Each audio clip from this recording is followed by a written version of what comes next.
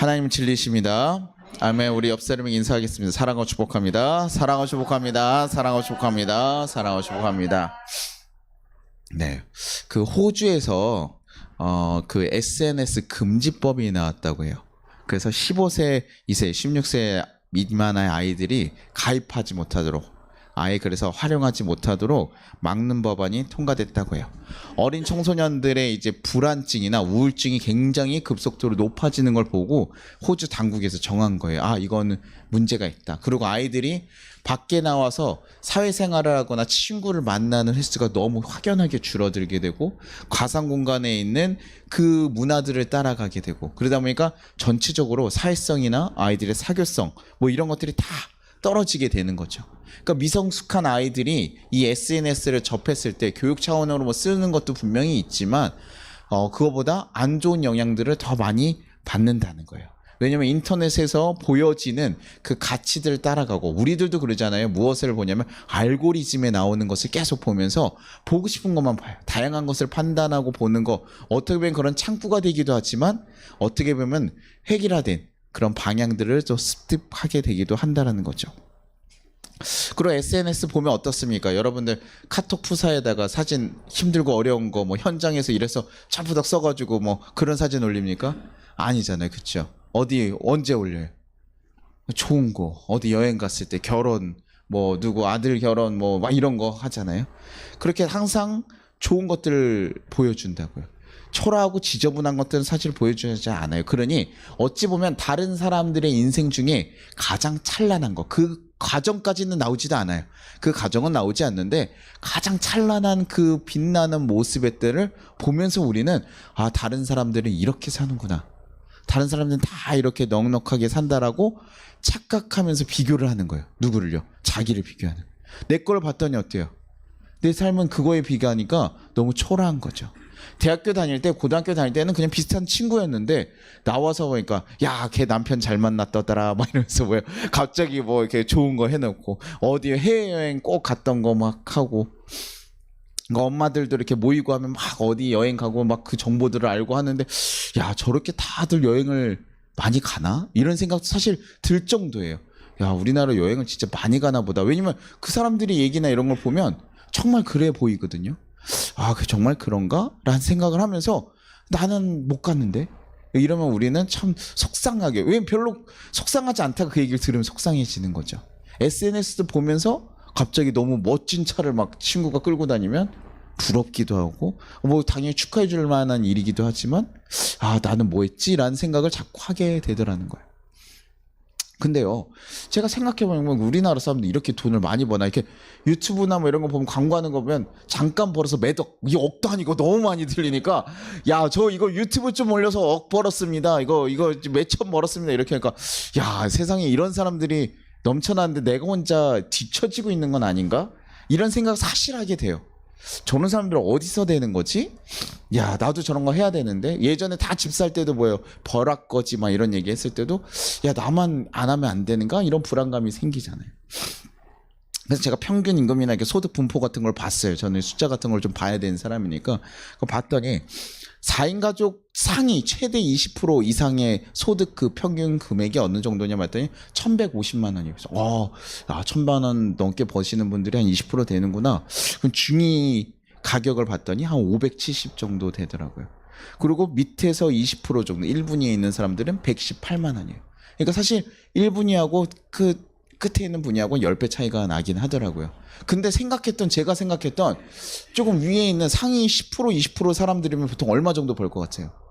한 억 정도 벌 거. 1,000만 원? 잠깐, 약간 그 정도인가? 근데 그렇게 다 할 수 있나? 뭐 이런 생각이 드는데, 아마 이제 그 최상위에 있는 사람들은 좀 다르겠죠. 그 사람들 당연히 이렇게 권력의 구조에 있는 그 위에 있는 사람들은 좀 더 많이 벌긴 하겠지만, 생각보다 대다수의 사람들, 80%의 사람들은 사실 그렇게 살아가지 못한다는, 조금은 더 비슷비슷한 모습으로 살아가는 거죠. 근데 우리들은 자꾸 세상과 비교하고 그런 것들을 보면 사실 생각보다 그렇게 차이가 없는데 보여지는 모습들로 자꾸 판단하니까 자꾸 염려와 불안이 우리한테 탁 오는 거예요.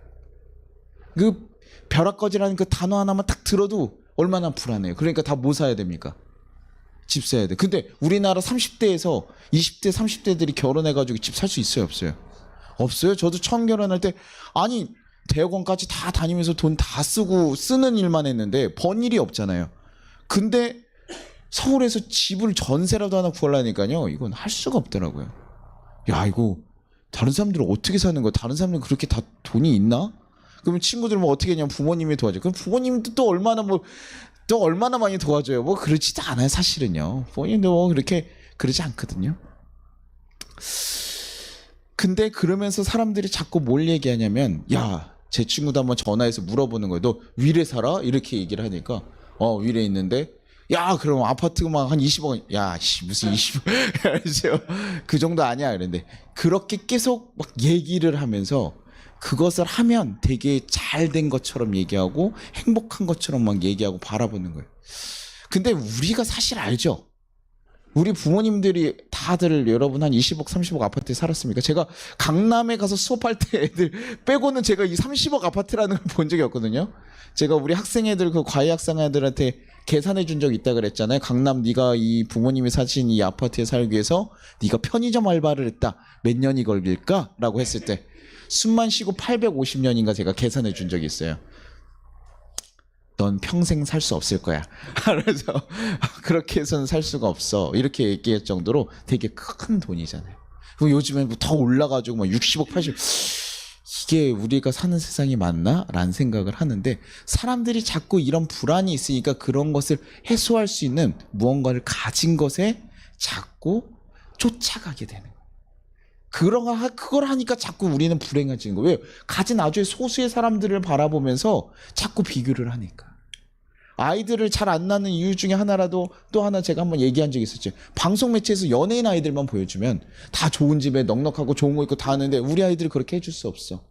걱정되는 거예요. 그러니까 차라리 하나 잘 키워서 하나라도 해주는 게 맞나 보다 라고 생각하게끔 만드는. 근데요, 비교 대상이 없으면 뭡니까? 그냥 나한테 있는 대로 받아들이니까. 내 상황에서 내가 할 수 있는 대로 감당하면서 사실 걸어가게 되는데 자꾸 비교하고 더 세상의 큰 것들을 바라보고 더 강한 사람들을 바라보면서 우리는 걱정을 하게 되고 자꾸 삶의 의욕을 잃어버리게 되고 좌절하게 되는 일들이 종종 있더라는 거예요. 혹시 여기 중에 하루에 3끼를 너무 힘들게 먹고 힘들게 살아가시는 분들이 혹시 있으십니까? 그 정도는 우리는 아니잖아요. 근데 옛날에 어머님 아버님들 왜 밥 먹었냐고 인사드려요. 식사하셨어요? 인사하는 거. 우리나라가 밥을 좋아해서입니까? 밥을 못 먹고 살아서. 우리는 어떻게 보면 사실은 절대적으로 많은 풍요에 많이 올라갔어요. 우리나라 욕하는 사람들 많이 있습니까? 없습니까? 되게 많이 욕하는데 우리나라 그래도 세계 몇 대국입니까? 10개 안에 들어가잖아요. 한번 랜덤으로 돌려가지고 다시 한번 태어난다고 했을 때 여러분 여기 상위 끝에 있는 10등 안에 있는 나라예요. 280개 정도에서 10개 안에 들어간 나라예요. 잘못해서 상위 하위 막 10개 들어가면 어떻습니까? 우리 사실 굉장히 많은 것을 누리고 있어요. 힘들지 않다는 건 아니에요. 근데 우리는 자꾸 더 큰 것, 더 큰 세상과 자꾸 비교하면서 고민하면서 야 우리는 이렇게 가진 게 없어, 누릴 게 없어라고 생각하고 살아간다. 이런 성도님들, 이런 불안을 가지고 있는 우리 성도님들에게 목사님들이 많이 얘기하는 겁니까? 괜찮다. 하나님 지켜주실 거다. 얘기하면 여러분 어때요? 위로가 돼야 되잖아요. 목사님 얘기하는 건데. 위로가 안 돼요? 위로가 돼야 되는데 이런 불안, 너무나 커다란 불안들이 우리 가운데 있다 보니까 사실 이런 얘기를 들어도 쉽게 불안이 사라지지 않는다는 거예요.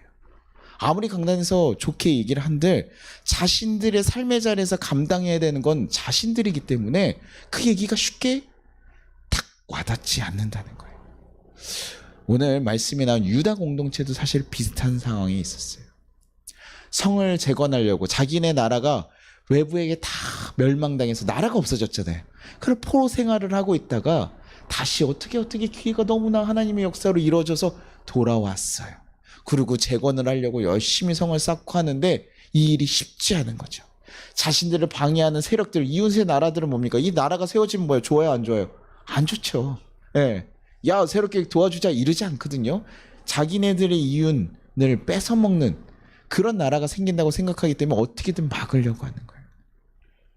그러니 자신들을 회복하는 걸 계속 막으려고 하고 그들이 가진 게 더 힘이 넘치거나 하니까 계속 방해를 하는 거죠. 그런데 그들 가운데 하나님이 지켜주실 거고 하나님이 세우실 거야. 너네 괜찮아. 걱정하지 마. 라고 얘기한다고 해서 되겠냐고. 저 앞에 보니까 뭐예요? 적의 군사들이 쫙 보이고 있는데요. 저기 보니까 넓은 좋은 성들이 다 보이는데요. 그들 가운데 그 불안을 떼어놓는 게 너무 어려운 거예요. 그들에게 많은 이들이 얘기를 하는 걸 봤지만 되지 않는 거예요. 그래서 하나님께서 뭡니까? 하나님께서 이것을 아셨을까요? 모르셨을까요? 아시죠. 이들이 무엇을 보고 불안하는지 알고 계셨어요.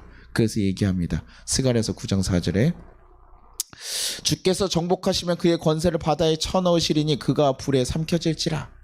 이 앞에 보면 두로가 뭐 은을 그냥 막 긁어모으고 그들의 요새를 쌓고 막 이러고 있는데 그렇게 지금 부유하고 강한 요새를 가지고 있는 그 나라들을 뭐 한대요? 정복하시고 그들의 높은 권세를 바다에 쳐넣어버릴 거다. 그들은 불에 다 타서 없어질 거다.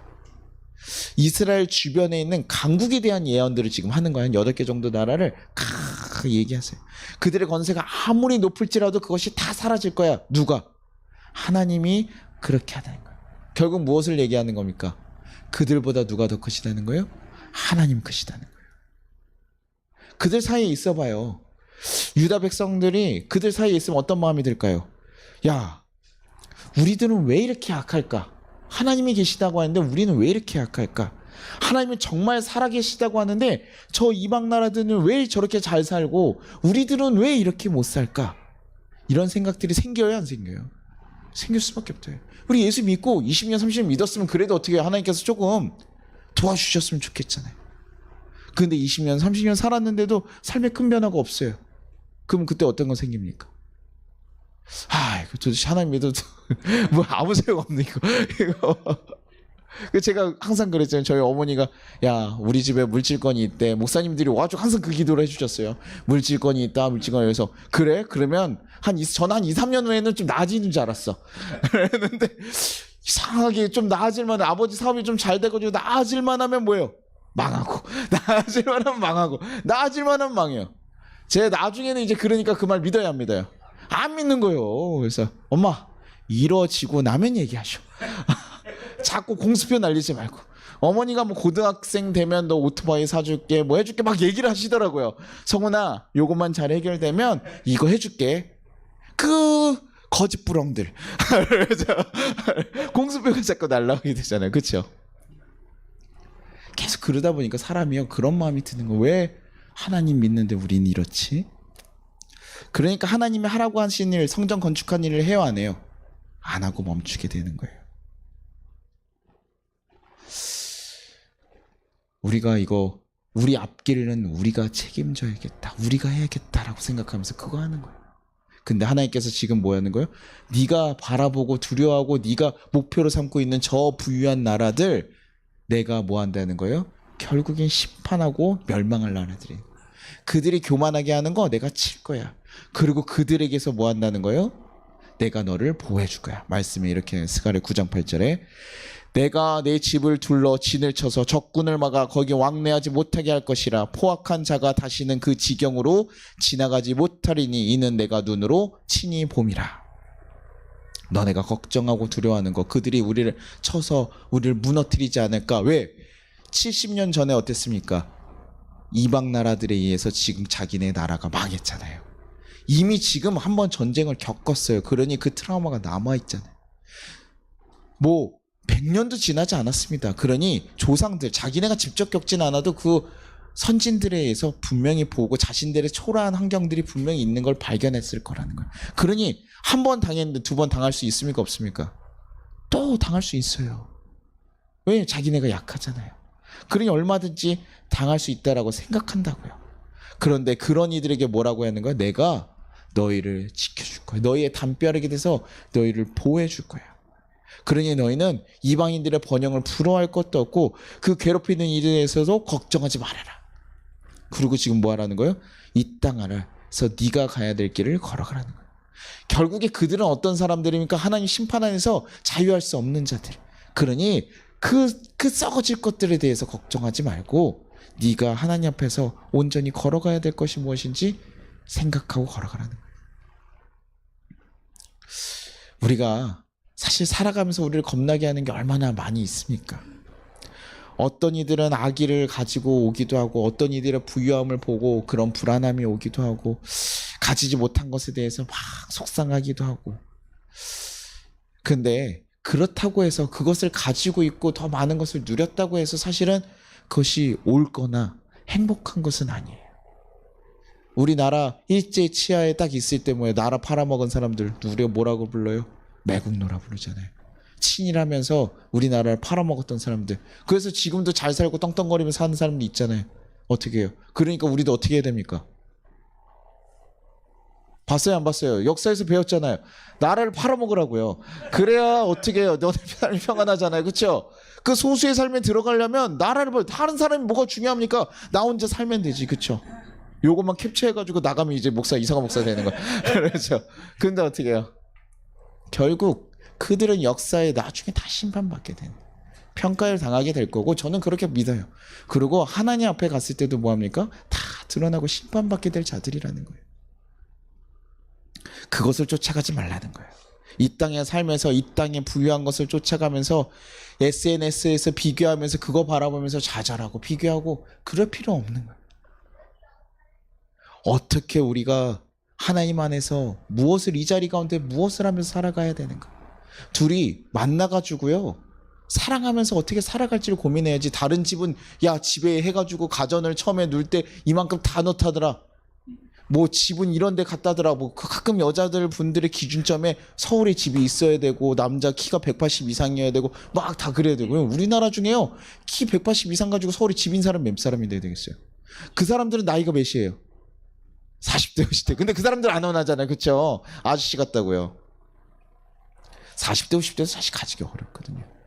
근데 자꾸 그런 거 보면서 우리는 자기의 삶을 비관하고 한다. 근데 뭐합니까? 가정에 뭐 하면 돼요? 사랑하는 사람이 있으면 돼요. 그게 행복한 가정이에요. 사랑하는 이와 사랑하면 살면 어디에 있든 뭐가 중요합니까? 뭐 길거리는 아니어야 돼요. 길거리는 아니어야 되지만 그래도 단칸방에 있을 때, 저희 아내하고 처음 시작하면서 단칸방에 있을 때 저희 아내가 너무 좋았다고. 저도 그래요. 아침에 일어나서 딱 바라봤을 때 거기 둘밖에 없으니까 얼마나 좋습니까? 네. 그때 뭐 스타일러가 있습니까? 뭐 식기세척기가 있으니까 음식을 뭐 우리가 뭐 그릇이 막 엄청 많겠습니까? 그냥 뭐 말도 안 되는 거 이렇게 플레이트 같은 거 가지고 그거 가지고 해 먹는 거예요. 음식 계속 실패하고 그러면서 살아가는 거. 근데 그게 행복한 거. 사랑하는 사람과 있으면서. 근데도 우리는 자꾸 그거 보면서 가져야 되고 그들을 두려워하고 걱정하면서 살아가는 거. 근데 하나님께서요, 왜 이렇게 갑자기 열방들에 대해서 얘기하는, 우리가 두려워하는 것들을 딱 알고 계시고 그것에 대해 보면 심판의 계획도 있었겠지만 그런 마음은 분명히 있었을 거예요. 우리가 회복돼서 잘 되고. 이거 지금 사실 이스라엘에서 누구에게 쓰는 겁니까? 유대 공동체에게 쓰는 거예요. 지금 돌아와서 하는 이스라엘 그 이방 민족들, 너네 지금 안 돌아오면 벌 받아라고 얘기하려고 한 게 아니라 지금 누구에게 얘기하는 거예요? 유다 백성들에게 얘기하는 거예요. 그 이방을 바라보며 두려워하는 자들에게. 근데 왜 갑자기요? 그전에는 그 예언 안 했습니까? 그전에도 사실 이런 마음은 있었어요. 근데 뭐 한 거예요? 듣지 못한 거예요. 언제 들은 겁니까? 스가랴서 9장 1절. 여호와의 말씀이 하드락 땅에 내리며 다메섹에 머물리니 사람들과 이스라엘 모든 지파의 눈이 여호와를 우러러 봄이니라. 어떻게 됐다는 거예요? 여호와, 이스라엘 모든 지파의 눈이 누구를 바라봤대요? 여호와를 우러러 보게 됐다니까. 그때서야 누구를 마주칠 수 있는 거예요? 하나님 마주칠 수 있게 돼요. 자기네가 불안하고 걱정이 되니까요, 옆에서 무슨 얘기하면 들려요, 안 들려요? 안 들린다니까요. 자기가 지금 뭐 해야 된다고 생각해가지고 이러면요, 아무런 얘기가 안 들려요. 근데 지금 누구를 바라봤어요? 하나님을 바라보니까 하나님의 마음을 알게 되는 거예요. 우리가 어떤 사람이 어떤 마음을 가지고 있는지, 제가 무슨 생각을 하는지 알려면 뭐합니까? 그 사람 관찰하고 있으면 돼요. 쟤 뭐하고 있지? 이렇게 계속 살펴보고 있으면, 여기서도 보면 뭡니까? 설교에 집중하고 있나 아니나, 이게 눈에 보고 있으면 뭐예요? 알 수 있을까요, 없을까요? 알 수 있어요. 저 사람이 배가 아픈가 하면 손이, 사람이 자연스럽게 배에 가고요. 머리가 아프면 사람이 이렇게 가고요. 눈이 아프면 눈이 찡그러지고요. 다 그래요. 사람이라는 게 그렇게 자꾸 그 사람을 살펴보면 그 사람의 마음과 뜻을 알 수 있어요. 우리가 어떻게 해요? 하나님을 바라보게 되니까. 하나님 아무리 애다른 마음으로 기다리고 계셔도 이들이 하나님을 바라보지 않으니까 알 수 없었는데 하나님에게 눈을 돌리기 시작하니까 하나님께서 그들에게 뭐예요? 얘기하는 거예요. 이제 그 하나님의 뜻을 알게 돼. 내가 너를 너무 사랑해. 걱정하지만 두려워하지만 네가 걱정하는 그 두려운 것들 내가 다 해결해 줄게. 얘기해 주시다. 이제 들을 준비가 되니 그렇게 되는. 그러니 하나님의 마음이 드러나게 되는 것이죠. 내 안에 있어서 내 품 안에 있어도 너네 충분해. 다른 거 신경 쓰지 말아도 돼. 내가 지켜줄게. 16년 동안 다른 거 걱정하고 살았던 그들에게 얘기해주고 있는 거예요. 이제는 두려워하지 말고 온전히 하나님의 백성으로 하나님의 뜻을 따라 살아가라고 말이에요. 제가 길 가다가 불량배 때 돈을 뺏긴 적이 있어요. 저는 자주 뺏겼다 그랬잖아요. 이게 좀 자꾸 왜소하니까. 선하게 생긴 사람은 자주 뺏겨요. 그래서 이렇게 뭡니까? 가다가 불량배 딱 뺏겼는데 그때 마침 저희 식당이 어머니가 하시던 식당이 바로 근처에 있었고 아버지가 거기 계셨어요. 그래서 아버지한테 아버지가 갑자기 오락실 간다고 애가 나갔는데 몇 걸음 가지 않아서 다시 돌아왔어요.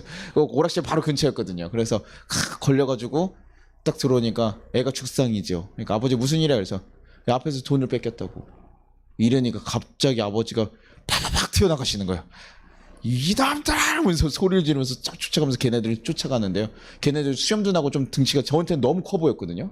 저한테는 되게 큰 형들 2명이서 와가지고 딱 처음 보는 애들이 와가지고 돈을 뺏었어요.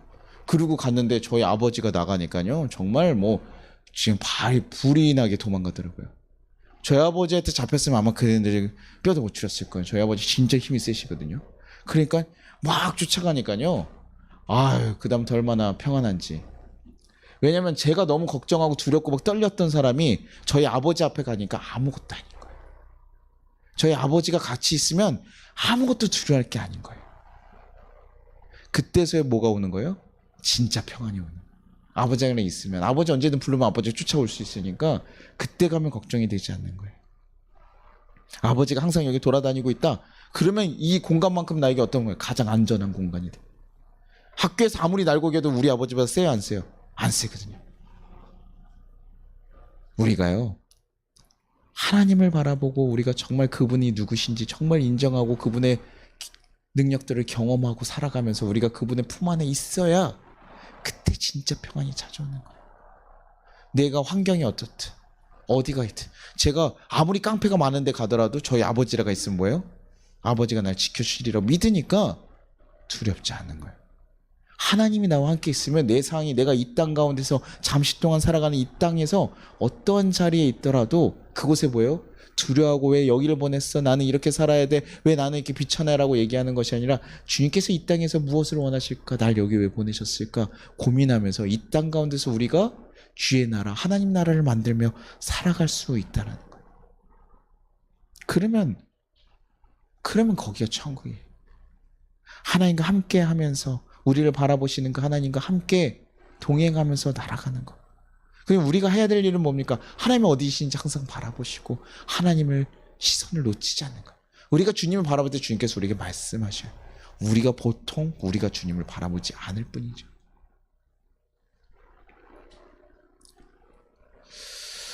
그렇게 하나님과 살면서 정말 평안하게 살아가기를 간절히 바랍니다.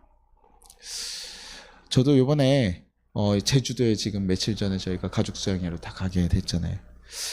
목사님들이 사실은 이렇게 막 다 하기 힘드니까 지방에서 사실은 목사님들이 이렇게 2년에 한 번씩은 가족 수양회로 이렇게 어디 펜션이나 이런 데 잡아가지고 같이들 이렇게 수양회 하면서 좋은 강의도 하고 요번에 그래서 저희 사모님 가셔서 부부 강의 이렇게 해주시고 그래서 되게 좋은 시간들이었어요. 가서 뭐 피곤한 일을 해야 되는 역할도 있지만 참 좋은 곳에 저희를 비치해 주셨고 좋은 식사들을 먹고 좋은 공연도 보고 막 이렇게 하니까 좋더라고요. 그러면서 제가 가장 먼저 생각난 사람들이 누굴까요? 우리 성도님들이에요. 좋은 교회에서 좋게 바라보면서 야 이게 좋은 공연들 딱 보고 있으니까 야 우리 성도님들이 항상 좀 같이 왔으면 좋겠다.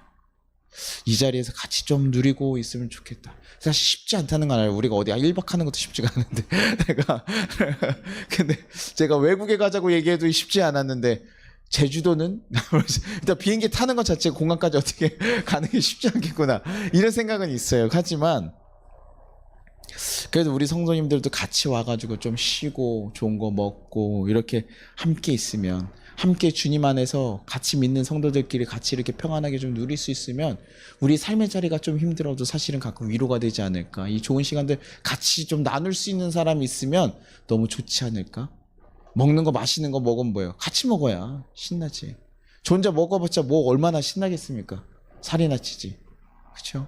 근데 같이 좀 먹고 나누고 할 수 있으면 얼마나 좋을까. 야, 이 바다 풍경 보면서 같이 오면 우리 성도님들 참 좋아할 텐데, 아, 우리 재현 형제도 총 쏘는 거 이런 거 하면 신날 텐데 막 이러면서 생각하고, 공연도 보면 너무나 재밌으니까 야, 이거 같이 와서 보면 참 좋을 텐데.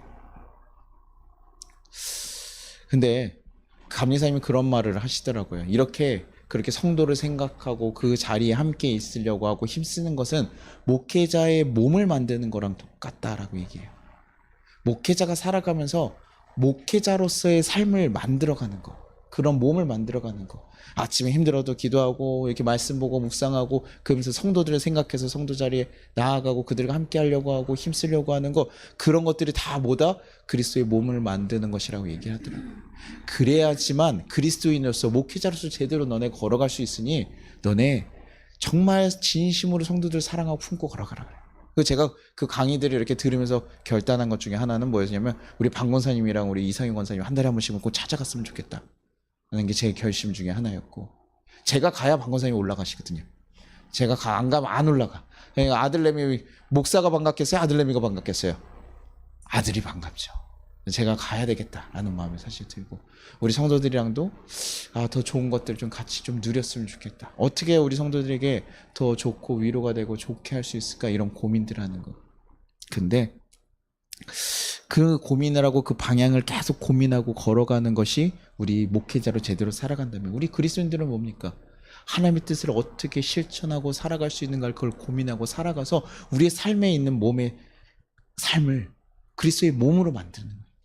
아침에 주님을 의지하고 주님과 함께 걸어가고 함께 할 것들 고민하고 그 태도와 그 방향으로 매번 살아가. 누굴 만나도 뭐예요? 하나님의 사랑으로 대하고, 우리의 환경과 이것을 탓하고 부정하기보다는 뭐예요?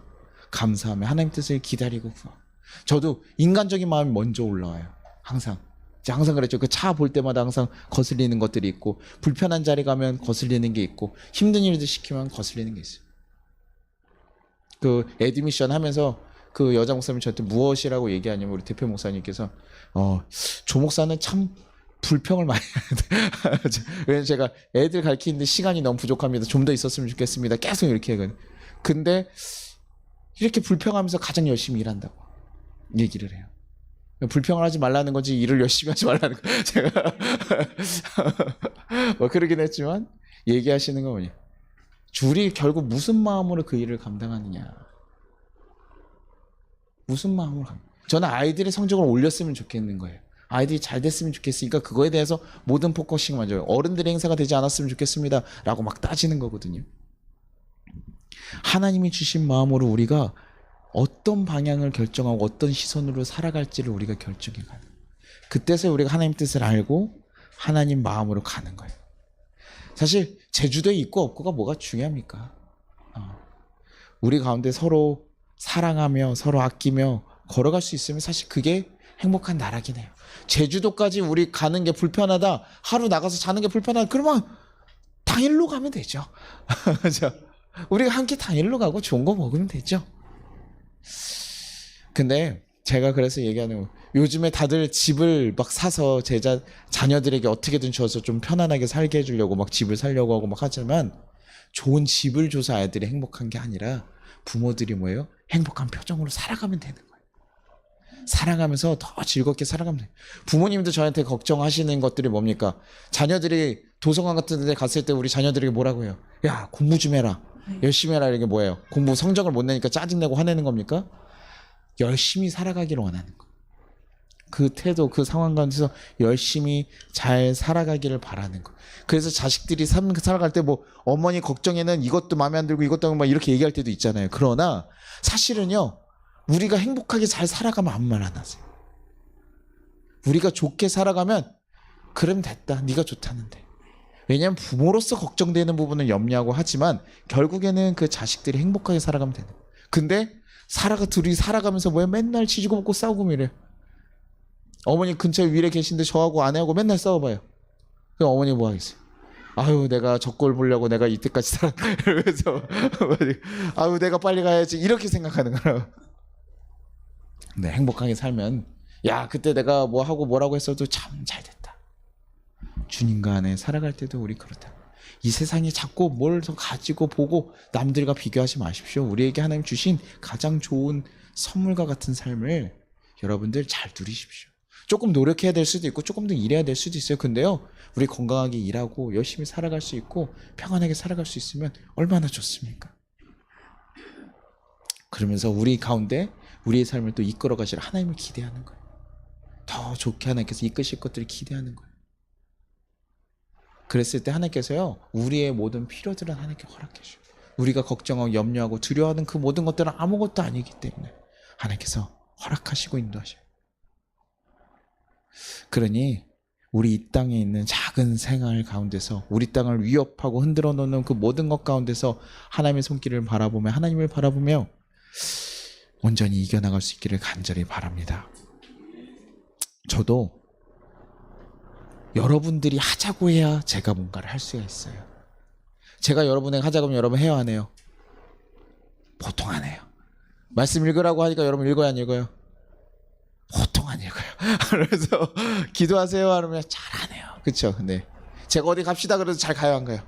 아 목사님 갑자기 왜 가자 그래? 기분이 좋았나? 이러면서 얘기한다고. 근데 우리 성도님들이 가자 그러면 가거든요. 억지로 할 수 없어요. 하나님도 우리에게요 억지로 시키지 않으세요. 우리가 결심하게 하고 하나님을 따라 걸어갈 수 있게 하나님께서 이끌어 놓으십니다. 그리고 우리에게 그 결심을 가지고 걸어갈 때 새로운 길을 만드시고 새롭게 인도하시는 하나님을 경험하게 될 거예요. 우리 그런 모든 경험들을 여러분들이 누리며 살아갈 수 있기를 간절히 소망합니다.